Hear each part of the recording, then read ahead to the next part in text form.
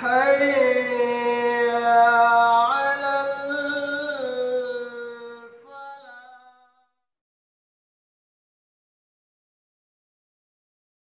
لله رب العالمين والصلاة والسلام على رسوله الكريم وبعد. أعوذ بالله السميع العليم من الشيطان اللعين الرجيم من همزه ونفخه ونفخه. بسم الله الرحمن الرحيم. ولن ترضى عنك اليهود ولا النصارى حتى تتبع ملتهم قل إن هدى الله هو الهدى ولئن اتبعت أهواءهم بعد الذي جاءك من العلم ما لك من الله من ولي ولا نصير. الذين آتيناهم الكتاب يتلونه حق تلاوته أولئك يؤمنون به ومن يكفر به فأولئك هم الخاسرون. پچھلی آیتوں کے اندر اللہ رب العالمین نے قوم یہود کی مختلف کجرویوں کا ذکر کیا. اس کے بعد اللہ رب العالمین نے اپنی قدرت اپنی وحدانیت کا تذکرہ کیا. پھر نبی کریم صلی اللہ علیہ وسلم کا تعارف فرمایا اور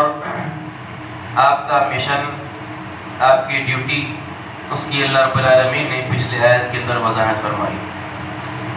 پھر اللہ نے کہا کہ وَلَن تَرْضَ عَنْكَ الْيَهُودُ وَلَا النَّصَارَى حَتَّى تَتَّبِعَ مِلَّتَهُمْ کہ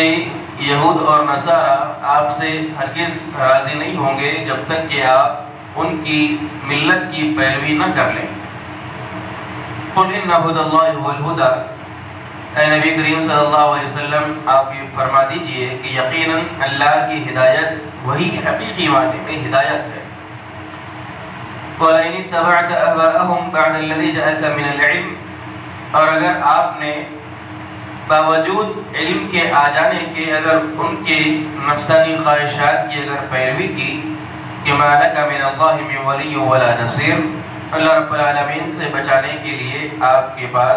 کوئی ولی اور مددگار نہیں ہوگا. اس آیت کریمہ میں اللہ رب العالمین نے یہود و نصارہ کی فطرت کو بیان کیا اور نبی کریم صلی اللہ علیہ وسلم جو کہ داعی اعظم تھے اللہ نے آپ کو تاکید کی کہ یہود و نصارہ کی یہ فطرت ہے یہ عادت ہے کہ جب تک ان کی ملت ان کے مذہب اور ان کے عقیدے کی پیروی اور اس کی اتباع نہیں کریں گے یہ یہود و نصارہ کبھی آپ سے راضی اور خوش نہیں ہوں گے. یعنی یہود و نصارہ کی رضامندی ان کی خوشنودی اسی وقت حاصل ہو سکتی ہے کہ جب آدمی اپنے عقیدے توحید کو ایمان کو اسلام کو دین کو چھوڑ کر ان کی ملت کی ان کے مذہب کی ان کے عقیدے کی پیروی کرنے لگ جائے. اس وقت تک یہود و نصارہ کبھی بھی مومنوں سے مسلمانوں سے راضی نہیں ہو سکتے. اللہ تعالیٰ نے واضح الفاظ میں اس بات کی تاکید کی کہ آپ ہرگز یہود و نصارہ کی اطاعت نہیں کرنا. یہود و نصارہ کی ملت ان کے مذہب ان کے عقیدے کی پیروی نہیں کرنا کیونکہ یہ ان کی خواہش ہے. اللہ رب العالمین نے کہا کہ قُلْ إِنَّ هُدَى اللَّهِ هُوَ الْهُدَى یقیناً اللہ کی ہدایت یہی حقیقی معنی میں ہدایت ہے. یعنی اللہ رب العالمین نے قرآن مجید کو نازل کر کے اللہ کے رسول صلی اللہ علیہ وسلم کی تعلیمات کے ذریعے جو ہدایت کا راستہ انسانوں کو بتلایا حقیقی معنی میں یہی چیز ہدایت ہے. اللہ کی کتاب اور نبی کریم صلی اللہ علیہ وسلم کی سنت. اللہ کے رسول صلی اللہ علیہ وسلم کی سنت اور اللہ کی کتاب سے ہٹ کر کوئی چیز دنیا کے اندر ہدایت کا سرمایہ ہدایت کا سرچشمہ ہرگز انسانوں کے لیے نہیں بن سکتا. تو اللہ نے کہا کہ حقیقی معنی میں ہدایت اللہ ہی کی ہدایت ہے. اگرچہ یہ یہود یہ نصارہ یہ ہنود اور یہ کفار و مشرکین اس بات کی کوشش کرے اور اپنے زور و زبردستی سے انسانوں کو یہ بتلانے کی کوشش کرے کہ حقیقی معنی میں وہی لوگ سچے اور ان کا مذہب سچا ہے. کتنی ہی کوشش کر لیں یہود و نصارہ کفار و مشرکین کتنا ہی زور لگا لے اپنے مذہب کی تصدیق کے لیے اپنے مذہب کو سچا ثابت کرنے کے لیے کتنا ہی زور لگا لے لیکن ان کا یہ زور باطل ہے. اللہ رب العالمین کے پاس ان کے مذاہب کی ان کے عقائد کی، ان کے ملتوں کی کوئی حقیقت اور کوئی حیثیت نہیں ہے۔ حقیقی معنی میں وہی چیز ہدایت ہے کہ جس کو اللہ اور اس کے رسول نے بتائی ہے، اگرچہ اس کے علاوہ کتنی ہی چیزیں انسان کو اچھی اور بھلی کیوں نہ معلوم ہو، وقتی طور پر کسی اور کا مذہب، کسی اور کی ملت ہمیں انسانوں کو اچھا کیوں نہ معلوم ہو، لیکن وہ اچھی چیز کبھی ہدایت نہیں بن سکتی۔ حقیقی معنی میں ہدایت اللہ ہی کی ہدایت ہے۔ پھر اللہ نے کہا کہ وَلَئِنِ اتَّبَعْتَ أَهْوَاءَهُمْ بَعْدَ الَّذِي جَاءَكَ مِنَ الْعِلْمِ، علم کے آ جانے کے باوجود بھی اگر آپ نے ان کے نفسانی خواہشات کی اگر پیروی کی تو آپ یہ بات جان لیجئے کہ اللہ سے بچانے کے لیے آپ کے پاس نہ کوئی ولی ہوگا نہ کوئی مددگار ہوگا۔ اس آیت کریمہ کے اندر اللہ کے نبی صلی اللہ علیہ وسلم کو سب سے پہلے اور تمام ایمان والوں کو اللہ کے نبی کے بعد اس بات کی تاکید اور ہدایت اللہ رب العالمین کر رہا ہے کہ آپ کبھی بھی یہود و نصارہ، کفار و مشرکین کے مذہب کی پیروی نہیں کرنا۔ کسی بھی معاملے میں ان کو خوش کرنے کے لیے، ان کو راضی کرنے کے لیے اور ان کی آنکھوں کا تارا بننے کے لیے کبھی ایسا کام نہیں کرنا کہ جو ان کے عقیدے سے مشترک ہوتا ہو۔ اس آیت کریمہ میں صاف الفاظ میں داعیے دین کو اس بات کی تاکید کی جا رہی ہے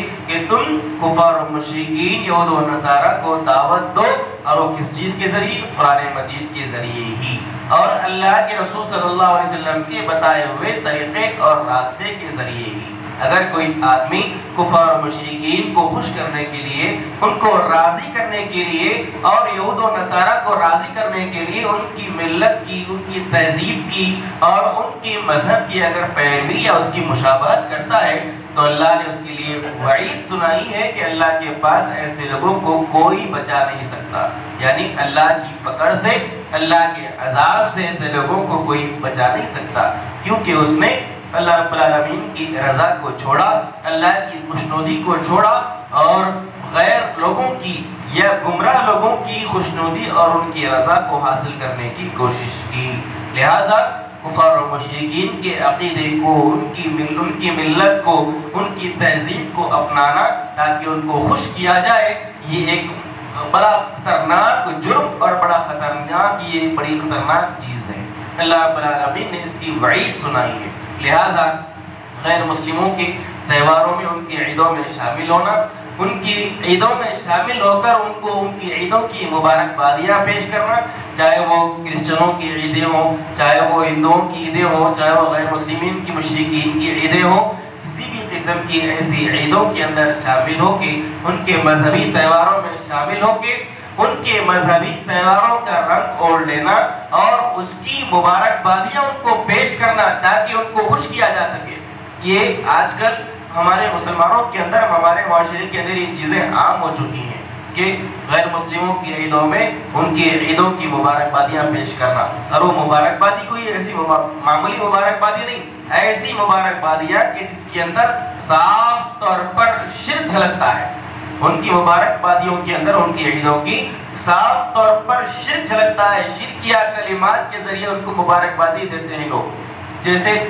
کرسچنوں کی عید کا اگر موقع ہے تو نوز باللہ میری کرسمس کے نام سے ان لوگوں کو مبارکبادیاں پیش کرتے ہیں، ان کو مبارکباد اس کے ذریعے دیتے ہیں، حالانکہ اس کلمے کے اندر، اس لفظ کے اندر ہی ایک بڑا خطرناک شرک چھپا ہوا ہے۔ تو اللہ کے نبی صلی اللہ علیہ وسلم کو اور تمام ایمان والوں کو اللہ نے تاکید کی کہ ان کو خوش کرنے کے لیے، ان کو راضی کرنے کے لیے اور ان کی خوشنودی کو حاصل کرنے کے لیے ان کے کسی بھی مذہب کی، کسی بھی ملت کے یا ان کی کسی بھی عقیدے کی پیروی یہ ایمان والوں کے لیے ہرگز جائز نہیں ہے، یہ ہرگز کسی کے لیے جائز نہیں ہے۔ لہذا خاص طور پر ان چیزوں کا خیال رکھا جائے۔ خصوصاً ہندوؤں کی عیدوں کے اندر ایک رواج چل پڑا ہے، ہمارے پاس مسلمان جاتے ہیں، اس کے اندر ان کی پوجاؤں کے اندر شامل ہوتے ہیں، ان کو مبارکباد پیش کرتے ہیں اور ان کی عیدوں میں ان کا تعاون بھی کرتے ہیں، ان کی مدد بھی کرتے ہیں ان کی عیدوں کے اندر، حالانکہ اس کے اندر شرک کے مظاہر ہیں اور صاف طور پر، کلی طور پر اول تا آخر ان کی عیدوں کے اندر، ان کے تہواروں کے اندر شرک شامل ہوتا ہے۔ لہذا ایسی چیزیں جس سے ان کو تقویت ملتی ہو اور ان کی قربت حاصل کرنے کی نیت سے اگر کوئی چیز ایمان والا اگر کرتا ہے، اللہ نے اس کے لیے وعید سنائی ہے کہ اللہ کے پاس ایسے لوگوں کو اللہ کی پکڑ سے کوئی بچا نہیں سکتا۔ پھر اللہ نے کہا کہ الذین آتیناہم الکتاب یتلونہ حق تلاوتہ، کہ جن کو ہم نے، اللہ رب العالمین نے کہا کہ جن کو ہم نے کتاب عطا کی اور وہ اس کتاب کی تلاوت کا کما حق و حق ادا کرتے ہیں، اولئک یؤمنون بہ، یہ لوگ ایسے ہیں کہ یہ اس کتاب پر ایمان لانے والے ہیں۔ پھر اللہ نے کہا کہ وَمَن یکفر بہ فَأُولَئِکَ هُمُ الْخَاسِرُونَ، اور جو اس کتاب کا انکار کرے گا، اس کتاب کا کفر کرے گا، تو وہی لوگ نقصان اور خسارہ اٹھانے والے ہیں۔ اس سے پہلی آیتوں کے اندر اللہ رب العالمین نے یہودیوں کی بڑی مذمت بیان کی، ان کے مختلف افکار اور نظریات کو اللہ رب العالمین نے بیان کر کے ان کی بڑی مذمت ان پچھلی آیتوں کے اندر بیان کی۔ اس آیت میں اللہ رب العالمین نے یہودیوں میں سے ایسے لوگ کہ جو ایمان لے کر آئے، یہودیوں میں سے ایسے لوگ جو اللہ کے نبی صلی اللہ علیہ وسلم پر ایمان لائے، ان کی اللہ نے تعریف کی اور کہا کہ وہ لوگ کہ جن کو اللہ نے کتاب دی یعنی قرآن مجید سے نوازا اور وہ اس کی تلاوت کا حق ادا کرتے ہیں۔ تلاوت کا حق ادا کرنا قرآن کا اس کے کئی سارے معنی، اس کے کئی سارے مفہوم ہیں۔ تلاوت کا حق ادا کرنا،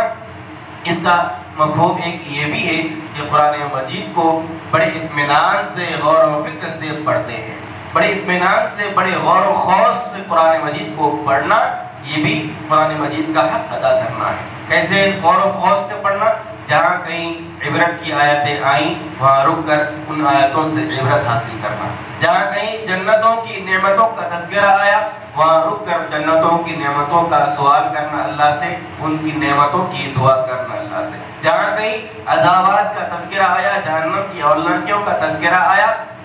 رک کر جہنم کی عذاب سے، جہنم کی ہولناکی سے اللہ کی پناہ مانگنا۔ تو یہ قرآن مجید کی تلاوت کا حق ادا کرنا ہے۔ اس کا ایک مطلب یہ بھی ہے کہ قرآن مجید میں جن چیزوں کو حلال بتایا ہے ان چیزوں کو حلال سمجھنا، اور جن کو حرام بتلایا ہے ان چیزوں کو حرام جاننا، جن چیزوں سے روکا ہے قرآن نے ان سے رک جانا، جن چیزوں کو کرنے کا حکم دیا ہے وہ کام کرنا، یہ بھی قرآن کا حق ادا کرنا ہوا۔ اور قرآن کا حق ادا کرنا اس کا ایک معنی یہ بھی ہے کہ اللہ تعالیٰ نے قرآن مجید کے اندر جو حق بات واضح طور پر بتائی ہے اس حق بات کو لوگوں تک پہنچانا، اور کسی قرآن مجید کی کسی آیت کا اور کسی تعلیم کو چھپانا نہیں، اور کسی آیت کو چھپا کر لوگوں کے سامنے پیش نہیں کرنا، یہ بھی قرآن مجید کا حق ادا کرنا ہے۔ اور قرآن مجید کا حق ادا کرنے کے سلسلے میں ایک یہ بھی ہے کہ منفعاً قرآن مجید کی تعلیمات پر عمل کرنے کی اندر مقدور کوشش کرنا، یہ تمام چیزیں قرآن مجید کے حق ادا کرنے کے اندر شامل ہیں۔ تو اللہ نے ان یہودیوں کی تعریف کی کہ جو اللہ کے نبی صلی اللہ علیہ وسلم پر ایمان لے کر آئے، اللہ نے کہا کہ وہ لوگ کہ جن کو قرآن مجید اللہ تعالیٰ نے دیا ہے اور وہ اس کا حق ادا کرتے ہیں، اولئک یؤمنون بہ، یہ وہ لوگ ہیں جو قرآن پر ایمان لانے والے ہیں۔ یہودیوں میں سے جیسے حضرت عبداللہ بن سلام رضی اللہ تعالیٰ عنہ، یہودیوں کے بڑے عالم تھے، بڑے جاننے والے تھے، یہودیوں کی کتاب توریت کے بہت بڑے عالم تھے حضرت عبداللہ بن سلام، لیکن اللہ کے نبی صلی اللہ علیہ وسلم پر ایمان لے کر آئے۔ ایسے اور بھی یہودی تھی جو اللہ کے نبی پر ایمان لائے، اللہ نے ان کی تعریف کی اور کہا کہ وَمَن یکفر بہ فَأُولَئِکَ هُمُ الْخَاسِرُونَ، جو قرآن مجید کا انکار کرتا ہے، قرآن مجید کی کسی بھی تعلیم کے ساتھ اگر کفر کرتا ہے، یہ آدمی، یہ لوگ اللہ کے پاس نقصان اٹھانے والوں میں سے ہیں اور خسارہ اٹھانے والوں میں سے ہیں۔ اللہ رب العالمین سے دعا ہے رب العالمین ہم تمام کو اللہ رب العالمین کی آیات کو پڑھنے، سیکھنے، سمجھنے، اس پر غور و فکر اور عمل کی توفیق عطا فرمائے، آمین۔ سبحانک اللہم و بحمدک، اشہد ان لا الہ الا انت، استغفرک و اتوب الیک۔